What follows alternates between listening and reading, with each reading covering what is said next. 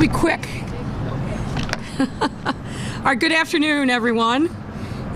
Welcome to Chicago on a chilly day, but good news that hopefully will warm your heart.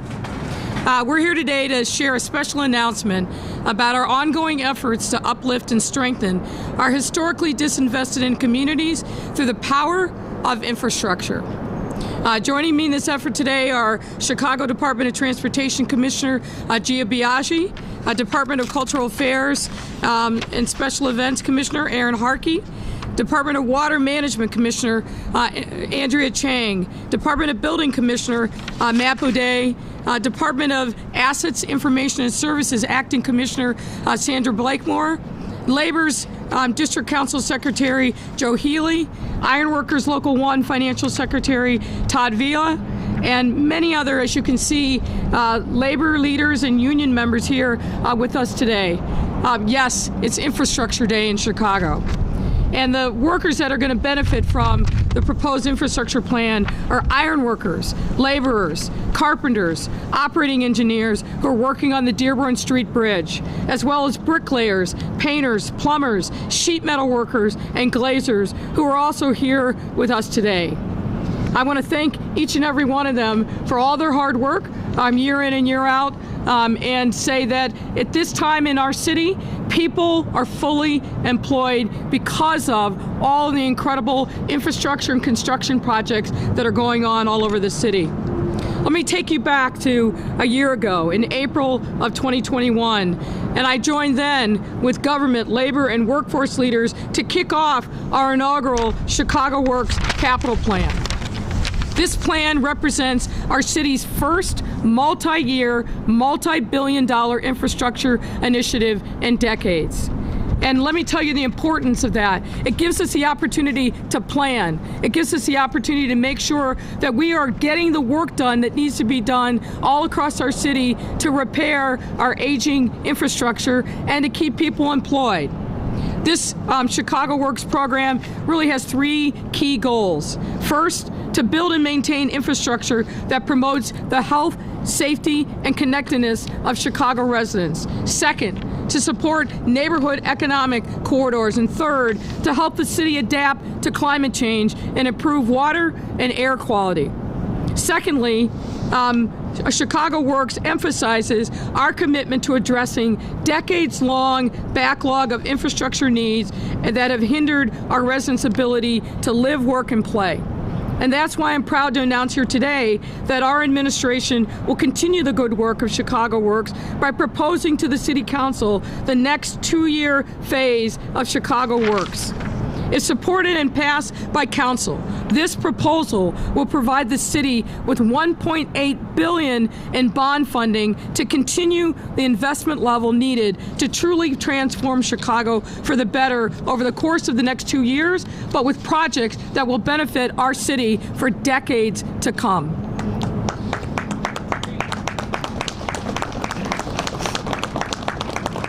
And importantly, we've itemized this funding into 11 major program categories based on need, which are determined through condition assessment data and implementation feasibility. Let me give you a sample of what those look like.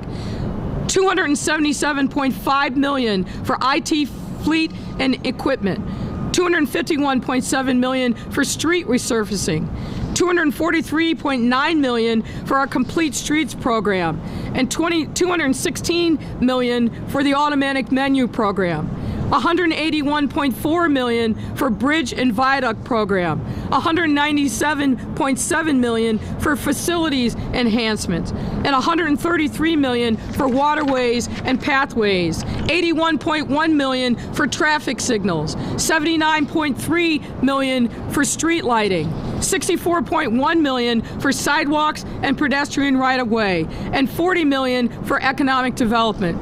Folks, that's a lot of jobs, that's a lot of economic development, and that's a lot of improvement all across our city.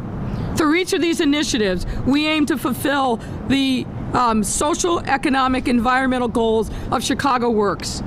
For example, the Complete Streets program will make streets safer and more accessible to everyone by expanding designated bike and bus lanes, as well as building pedestrian amenities such as refuge islands and curb extensions. And you'll hear more about that, I'm sure, from Commissioner Biaggi. This will also help our residents go about their day-to-day social activities safely, whether they are walking, biking, or driving, or taking public transportation.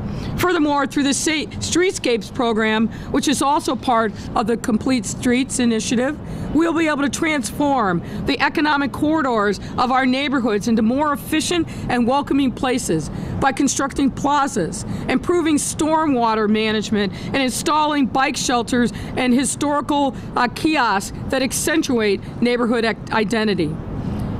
The $40 million for economic development we propose will support grants which will act as additional catalysts for economic growth along commercial corridors. So putting money directly into neighborhood organizations that can utilize it to meet the needs of those specific neighborhoods. And last but not least, the proposed 2023-2024 capital plan features a number of initiatives aimed at helping our city prepare for environmental challenges. For example, the Shoreline and Pathways program will reduce flooding and provide residents with a renovated recreation area by reconstructing the Morgan Shoal shoreline between 45th and 51st Streets. And the IT Fleet and Equipment program will reduce the city's carbon footprint by electrifying city vehicles, all with the goal of having an all-electric fleet by 2035. And since the initial rollout of Chicago Works, we've worked diligently to pave our residents' streets and sidewalks, repair street and traffic lights, and help their neighborhoods look more attractive. I can't tell you the number of residents that have come up to me since this program was initiated and said, we have been waiting for years to get our streets repaved, and Mayor, you're getting it done. And I'm grateful for them, but more importantly, I'm grateful for the hard work of so many of the workers that you see here today who are putting it on the line every single day for our residents. We want to repair street and traffic lights and help let neighborhoods simply look more attractive. Our new proposal aims to build on the success of the first 2 years, as well as the many accomplishments that we've done to date through the Chicago Works, especially this year. And I want to brag a little bit about the achievements already to date. This includes installing 45 miles of new bike lanes, constructing over 200 blocks of new lighting, completing 21 critical bridge repair projects, repairing sidewalks, curb, gutter, and ADA ramps at over 1,000 locations, renovating 51 city facilities, purchasing over 450 new pieces of city equipment, and excitingly, resurfacing more than 100 miles of roads. And you can clap for that. This list of accomplishments also includes work on the Dearborn Street Bridge over the Chicago River we're standing in front of today. This $1.85 million project involves the rehabilitation of this 60-year-old bridge, which will soon have a new steel framing system, a complete sidewalk upgrade, and improvements for bikers. This project is a great example of how we are investing in our bridge network and modernizing it for the future. So today, we're also adding another item to our list of accomplishments as we've begun advertising a request for proposal for concession operations for the Chicago Riverwalk. The Riverwalk, as many of you know, is an economic engine for our entire city and part of the lifeblood of Chicago's iconic, I'll say, spring and summers, and if you're brave, the fall as well. The vendors that operate here during the season remain open through the fall, which presents an exciting opportunity to continue welcoming residents and visitors to this scenic stretch of the river as the weather gets colder. That's why this RFP aims to secure proposals from teams that can operate at a variety of facilities, including food and beverage, retail, recreation, entertainment, cultural, and educational. Not only will this effort ensure that the foot traffic remains high on the Riverwalk throughout the fall, but it can also build on the economic success of the Chicago Concessions Program. Currently, revenues from this season are predicted to either meet or exceed the $23 million that the program secured in 2021, which was the highest level of total revenues to date. And while it's clear that we've accomplished a lot in the last 2 years under the Chicago Works program, we know that the hard work isn't done yet. We are excited to push this program forward and to continue to rebuild the infrastructure in Chicago with our partners in the labor, in organized labor, again, to make sure that we are not only doing good work, that we're putting money in the pockets of hardworking men and women that represent organized labor in our city. And I'm excited for members of the City Council to review the updated plan, which reflects our commitment to a better Chicago. And I'll be encouraging them, and I hope all of you will as well, to vote yes for Chicago's present and future through the next iteration of the Chicago Works program. And with that, I'd like to bring up Labor's District Council Secretary Treasurer Joe Healy. Joe, the floor is yours. Good afternoon, everyone. I first want to thank all the laborers and the other tradesmen and women who've worked so hard on this bridge and so many of the bridges throughout the city, and thank Mayor Lightfoot for the capital plan that she's put in place. It's put jobs into people's hands, jobs that allow people to buy houses, jobs that allow people to send their children to college, that rejuvenate neighborhoods, that renew neighborhoods, and those tradesmen and women in turn rejuvenate and renew all of the city's infrastructure. It's a win-win situation, and I applaud the mayor and city council, and I look forward to it going on in the next couple years as we continue to build, renew, and rejuvenate this world-class city. Next, I'll have Todd Villa, the financial secretary treasurer from Ironworkers Local 1.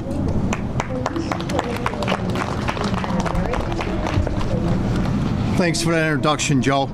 I want to thank Mayor Lightfoot for Ironworkers being part of the involvement in the new Chicago Works program. It's a great program, the infrastructure plan. This plan is to invest in Chicago neighborhoods, folks. This administration is investing in communities by revitalizing all of Chicago with the city residents who live in Chicago. They work here, the city residents. It's a great program. We're very proud to be part of it here with the Ironworkers.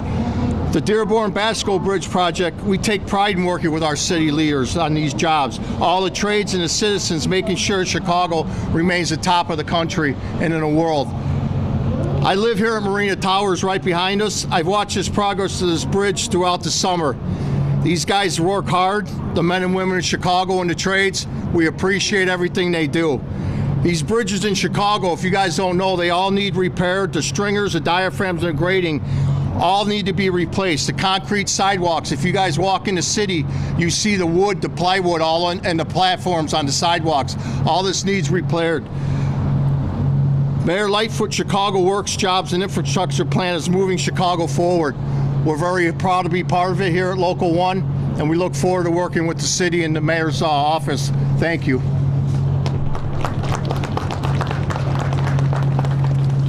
Well, thank you for that, and thank you, Mayor Lightfoot, for having all of us here today. With your leadership and commitment to rebuilding the infrastructure of the city of Chicago, it's unprecedented. And I also want to thank all the crews here who are over here who are out in weather like this all the time. This is nothing, right? We get the work done all year round, so thank you.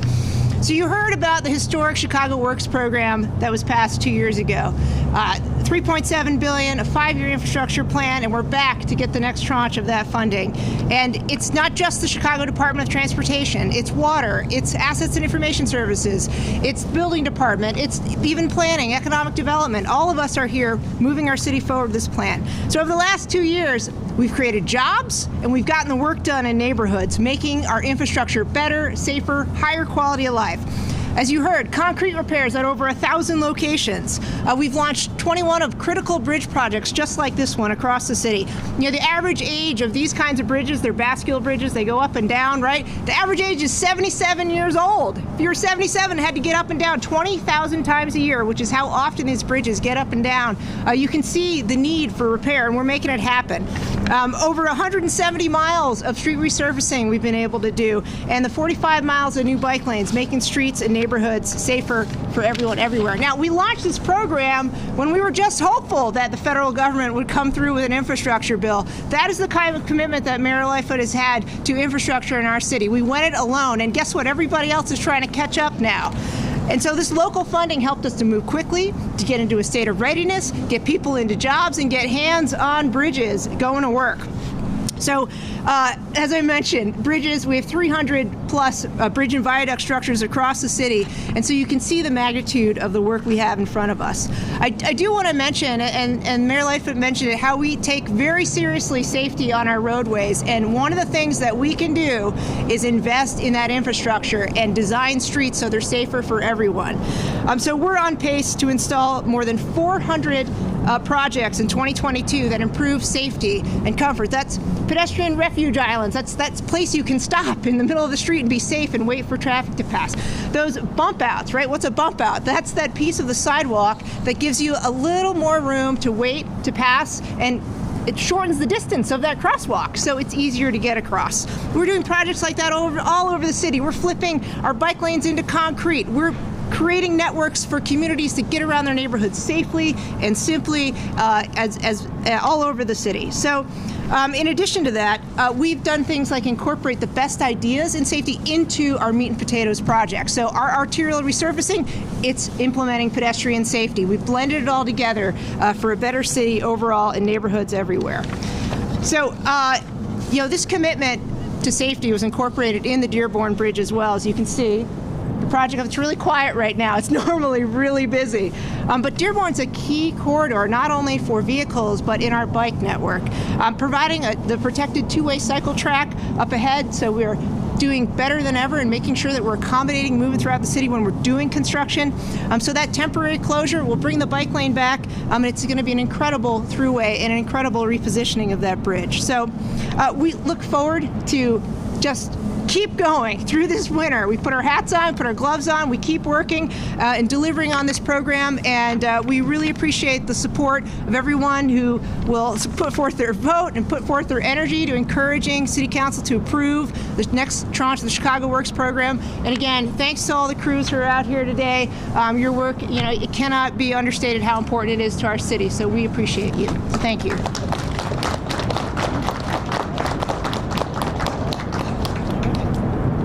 All right, I'm sure there are no questions because we've covered everything, but in the event that there are, we will take your questions now. Go ahead, Cesar. Thanks a lot, Mayor. Appreciate it. Members of the press, Alejandra and I will bring down the mics. 2 questions per reporters, and we'll kick it off with Heather Sharon, WTTW. Hi, Mayor. Hi there. You've committed to restoring trust between the Chicago Police Department and Chicagoans. How can Chicagoans trust the police to keep them safe if the department does not fire an officer who has lied to investigators about their ties to the Proud Boys, an anti-Semitic, anti-gay, far-right group whose leaders have been charged with sedition in connection with the January 6th insurrection? Thanks for killing the boss, Heather. Yep, that's my job. That's honestly what they pay me for. Well, I think you overstated. Obviously, that case was thoroughly investigated, I think not once but twice. That officer was given a lengthy period of suspension. I don't get into the details of that, but I think it's about accountability. And I think the police department took the steps that the evidence that was gathered through the course of the 2 investigations warranted. And from Marianne Ahern, she asks, there have been multiple reports that you've been having trouble getting enough petition signatures to get on the ballot for mayor. Is that accurate? No. Okay. No. Daily Line. Hello. Thanks. Go ahead. Hello. So the Ethics Committee is still without a chair, and today Inspector General Deborah Witzberg said that not having a chair kind of hinders the ability to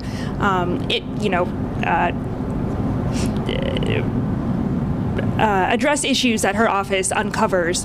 Alderman Matt Martin has proposed that he be chair. He's currently vice chair.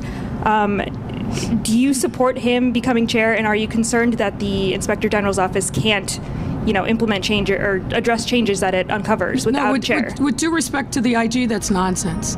Obviously, their work continues. I wish the work would continue at a faster pace. If you look at their aging report, they've got a number of cases that are now almost a decade old that I hope get resolved. But clearly, they're issuing reports, they're doing their audits. There's nothing. The ethics committee, by the way, didn't even exist until I created it in 2019. So the two simply don't go together, so I don't buy that. Okay, and multiple aldermen, including at least one of your chairs of a committee, have called for the creation of a Department of Environment instead of the 6-person office under your office. What are you doing to work with aldermen to stand up a department, and how will 6 people be enough to address So we've been in contact, issues? Obviously, with the aldermen as we are on a regular basis. We routinely give them updates on the work that's being done, and we've put more money and done more work regarding making sure that we've got a sustainable and environmentally just environmental policy, I think, than any other administration in the city. So I feel very comfortable with the work that we've done. I feel very comfortable with the work that will be done, and we'll continue to work with the aldermen to make sure that we execute. Thanks, Mayor. Liz Nagy, ABC. Mayor, there's been a growing problem of abductions, attempted abductions, and armed robberies in this city. At least 2 attempted ones in the West Loop, Wrigleyville over the weekend. So what is your office doing to make people in this city feel safer? Well, obviously, we're doing tons of things every single day to make people feel safer, but specifically with respect to those, the Detective Division is actively investigating, and we've got to make sure that, frankly, those are bona fide reports. Everything that you read on news blogs isn't truthful. I've seen things on there many times that have no bearing on reality, but we work hard every single day to make sure that people feel safe because they are safe. That's why year over year we're down 17% in homicides, 19% in shootings, and we continue to look for ways in which we can continue to improve on public safety all over the city. And on the note of public safety, red line CTA crime has also been a huge issue this year. Any update on that? Yeah, the safety on the CTA actually has improved markedly, both because we've been pushing the CTA to step up what they're doing with non-law enforcement resources, and we put more sworn personnel on the CTA, which is why we're seeing a decline in violent crime on the CTA. That's a wrap. Thank you so much, Mayor. Have a great one, everyone.